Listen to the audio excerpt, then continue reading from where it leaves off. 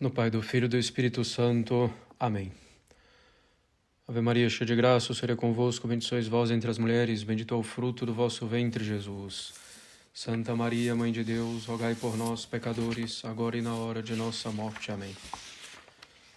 Podem sentar-se. Então, estamos hoje no domingo da Sagrada Família.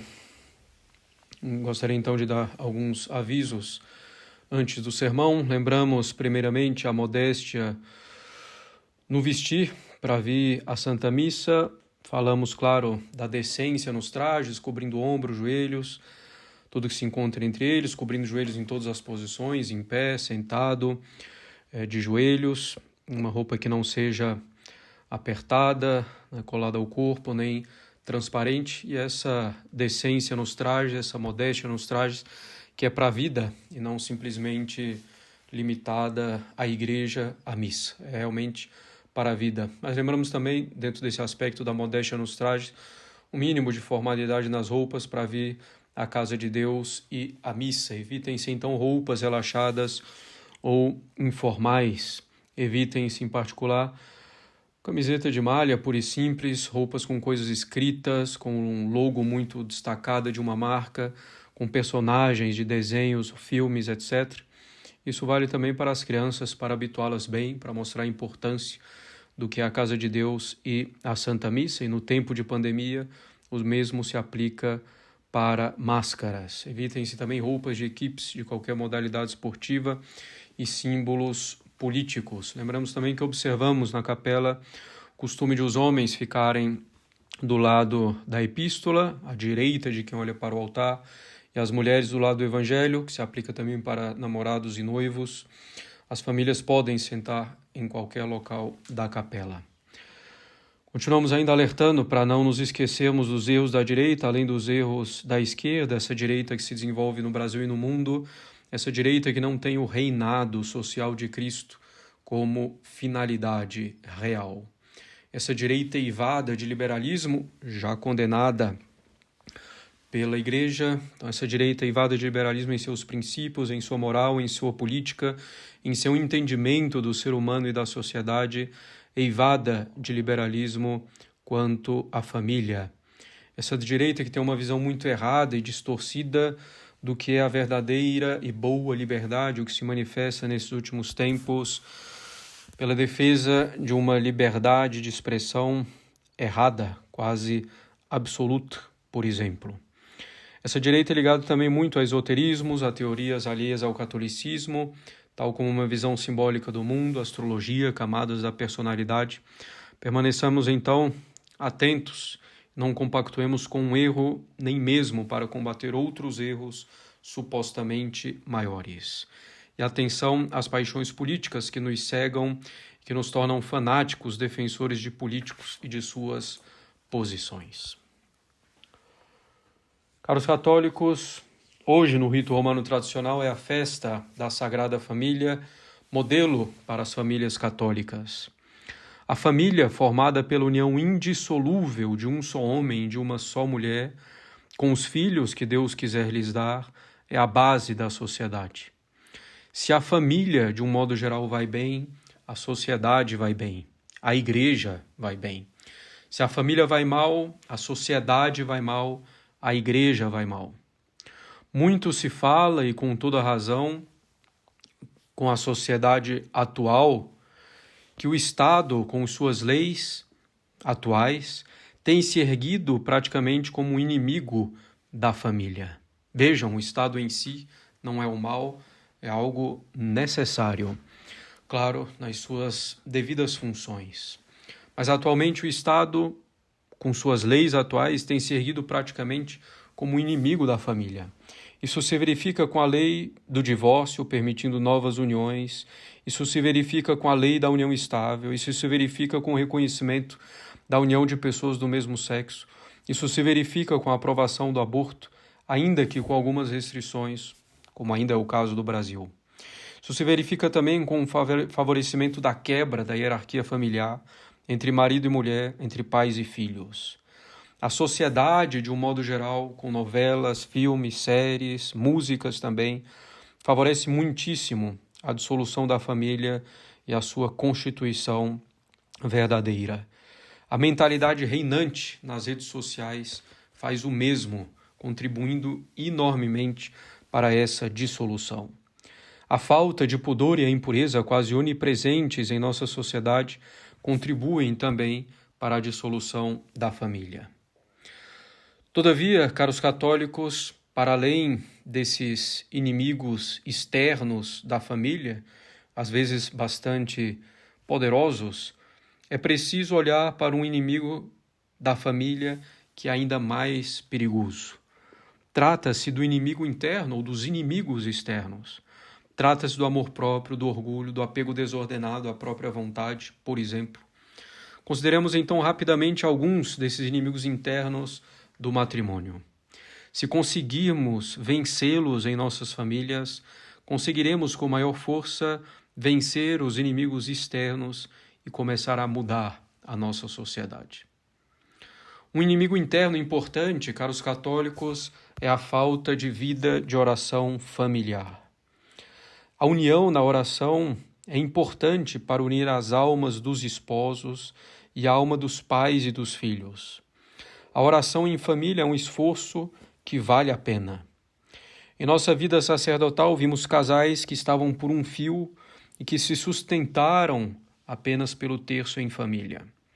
Vimos outros que se desentendiam de maneira profunda e que encontraram pouco a pouco a concórdia em razão da oração em família.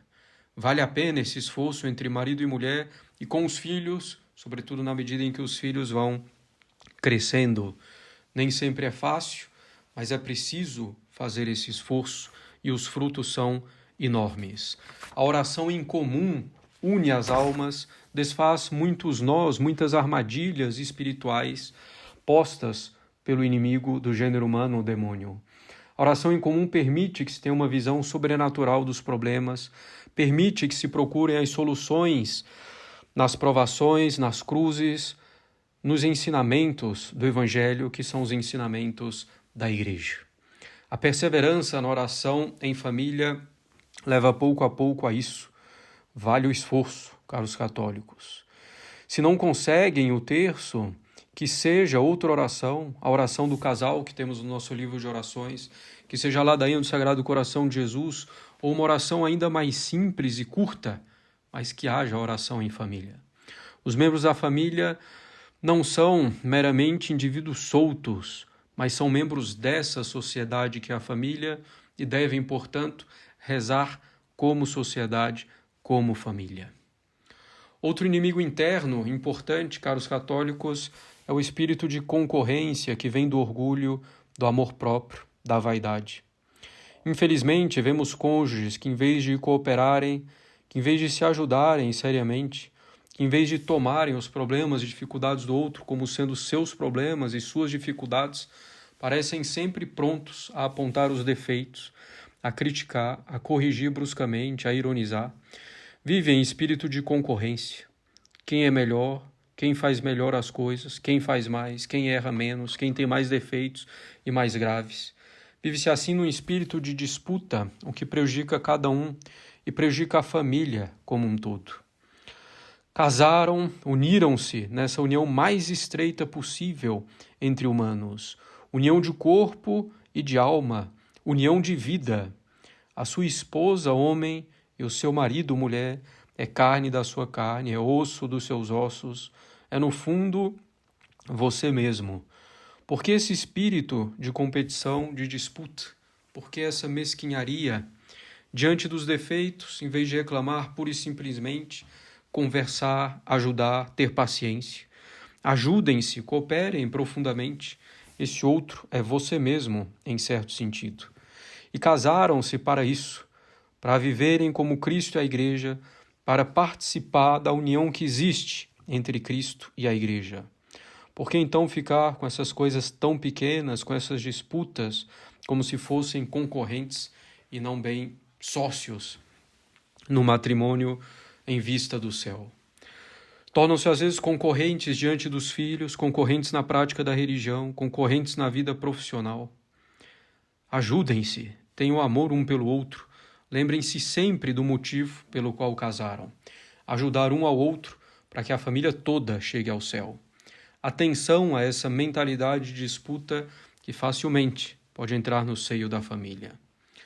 Outro inimigo interno, caros católicos, é a falta de hierarquia. Isso pode ocorrer das mais variadas formas. A falta da hierarquia devida pode vir da parte do homem que abandona a autoridade que recebeu de Deus, que abandona o timão da família por covardia, por preguiça, por comodismo. A falta de hierarquia pode vir da parte do homem que quer exercer a autoridade simplesmente impondo a própria vontade, governando a família para o seu bem particular, ordenando a família para a satisfação de suas vontades, de sua visão, de seus gostos, como se fosse um tirano. Agindo de um jeito ou de outro, o homem não exerce a sua autoridade na família, não reconhecendo que essa autoridade vem de Deus, não reconhecendo que essa autoridade é para o bem verdadeiro da esposa e dos filhos. A autoridade do marido tem que ser uma autoridade baseada inteiramente no amor, na caridade. É uma autoridade sobre sua companheira de vida, que o homem mesmo escolheu para isso. Desprezar a mulher é desprezar a si mesmo, pois a escolha foi sua e agora se despreza aquela que é carne da sua carne. A autoridade sacrifica-se a si mesmo pelo bem da família. Assim é o bom marido e o bom pai. A falta de hierarquia pode vir também da mulher, claro, querendo assumir as rédeas da família, não deixando que o marido realmente exerça o seu papel. Isso pode acontecer de modo mais explícito ou de modo mais sutil. Submeter-se à autoridade caridosa do marido em nada tira a dignidade da mulher. Bem ao contrário. A mulher pode e deve assumir as rédeas naquele ponto em que o marido realmente não consegue, mas isso tem que ser provado pelo tempo, sem precipitação, e quando realmente necessário, deve ser feito com muita discrição, sem desprezo pelo marido. Desprezar o marido seria desprezar a si mesma, pois a escolha foi sua, ele é carne da sua carne, osso dos seus ossos. A falta de hierarquia de uma parte ou de outra prejudica a família. Essa hierarquia é às vezes muito suave, quase imperceptível, mas está lá nas boas famílias. Ela pode revestir diferentes formas em cada família, em momentos da história, mas ela está presente em famílias que vivem realmente bem. Não é fácil que cada um exerça bem seu papel dentro disso, mas é preciso tentar e pedir essa graça a Deus. Muitas brigas, discussões, discórdias cessam quando marido e mulher procuram realmente viver essa hierarquia. Cada um procurando negar a si mesmo para o bem da família, cada um procurando amar o outro, buscando sinceramente o bem do outro. Essa hierarquia é boa para o marido, é boa para a esposa, é boa para os filhos. Outro inimigo interno da família, caros católicos, são os pecados de impureza de cada cônjuge, ou dos dois no uso do matrimônio. Pensamentos, olhares, atos, músicas, vídeos, filmes, séries, etc., que prejudicam a castidade, às vezes de modo também mais sutil. Os pecados contra a castidade minam o amor conjugal, que é um amor de sacrifício. Esses pecados fazem que o amor se torne um amor passional, carnal, que logo irá passar. O uso do matrimônio também, de modo a evitar os filhos, o uso do matrimônio com os chamados métodos naturais, sem motivo realmente justo para isso, prejudicam enormemente o amor conjugal. Tudo isso vai tornando o marido e esposa cada vez mais egoístas, com um amor cada vez mais egoísta, um amor voltado para si mesmo, para a satisfação de si mesmo. E ainda nesse campo da união dos corpos, quantos desentendimentos bobos entre marido e esposa seriam evitados se se entendessem as diferenças psicológicas entre o homem e a mulher. Cada um procure entender o lado do outro e fazer um esforço de sua parte com relação ao uso do matrimônio, e sempre de acordo, claro, com a lei natural. Outro inimigo interno perigosíssimo é o ressentimento. Devem os cônjuges resolver os problemas, perdoar-se mutuamente, conversar sobre as dificuldades, sobre o que incomoda realmente a um e a outro, o que pode ser melhorado, o que pode ser feito. O ressentimento vai corroendo a alma, distanciando os esposos, afastando-os, quebrando toda a comunicação. O ressentimento vai corroendo sobretudo a alma feminina, diante às vezes do modo mais seco do homem ou de brincadeiras que não têm muita graça. A mulher não se deixe levar pelo ressentimento e o homem se atente ao seu modo de falar, às brincadeiras, coisas que não feririam talvez um outro homem, um amigo, mas que ferem a mulher, que ferem a própria esposa. Um outro inimigo interno comum, caros católicos da família, são as tentações contra o próprio matrimônio. Tentações de separação, como se isso fosse resolver os problemas. A separação piora os problemas milhares de vezes. Não resolve absolutamente nada. Claro, a Igreja permite a separação de corpos em situações muito específicas, mas ela deve ser evitada ao máximo possível. Do contrário, os problemas apenas aumentarão, sobretudo no que diz respeito à educação dos filhos.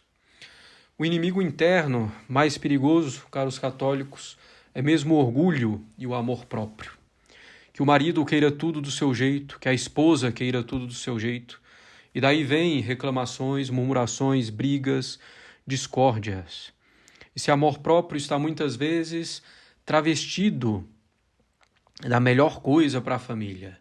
A minha posição é a melhor coisa para a família. Nosso orgulho nos leva facilmente a identificar nosso pensamento com a melhor solução, com a melhor resposta, com a melhor posição. Muitas vezes, marido e esposa têm uma visão um pouco distinta, mas ambas boas, corretas.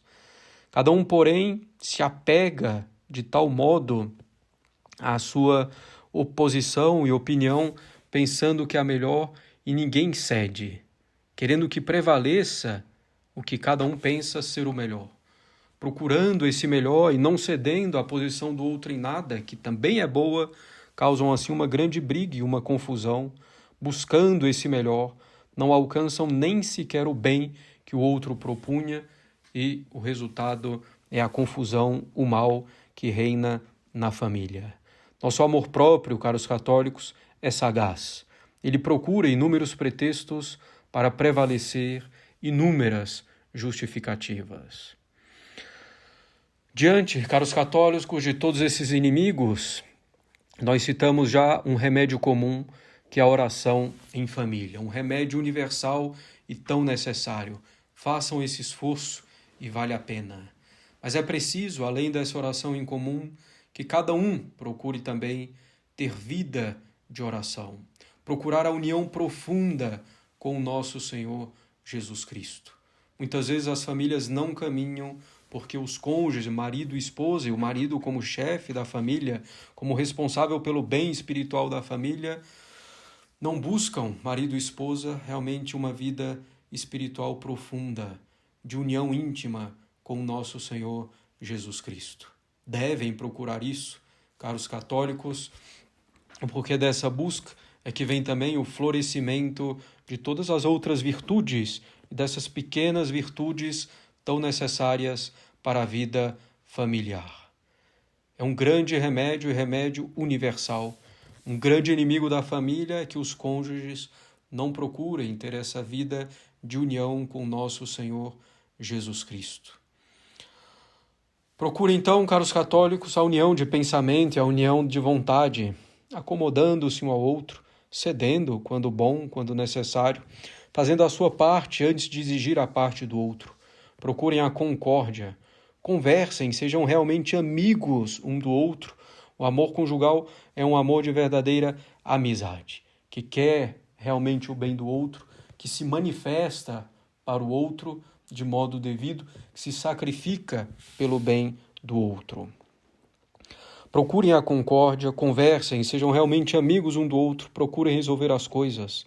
Se não há solução logo, que tenham paciência, que rezem, esperem, fazendo mais uma vez a própria parte. Isso, como já mencionamos, é importante rezar. E rezar pela própria família, rezar pelo cônjuge. Muitos rezam pelos filhos, pelos pais, mas às vezes se esquecem de rezar pelo cônjuge. Se esquecem de pedir a Deus também as graças atuais, essas ajudas pontuais a que tem direito no casamento em razão do matrimônio recebido. Sim, os cônjuges têm direito a abundantes graças atuais em razão do sacramento do matrimônio recebido. Mas é preciso pedir essas graças. E nós pedimos essas graças na oração. E depois é preciso ser fiel a essas graças para que Nosso Senhor continue derramando-as sobre o casal. Quantas graças Nosso Senhor condiciona de fato ao nosso pedido, esperando simplesmente que o façamos, bem como Nossa Senhora, medianeira de todas as graças. Quantas graças quer obter para os casais, esperando que eles peçam essas graças a que têm direito. Lutemos, caros católicos, contra esses inimigos internos, alguns mais aparentes, alguns mais sutis, como o amor próprio, como esse espírito de concorrência, de disputa, e apliquemos o remédio universal da oração em família, ainda que seja pouca coisa e simples, esse remédio universal que é a busca de cada alma, do marido e da mulher, a busca da união íntima com o nosso Senhor Jesus Cristo. Em nome do Pai, do Filho e do Espírito Santo. Amém.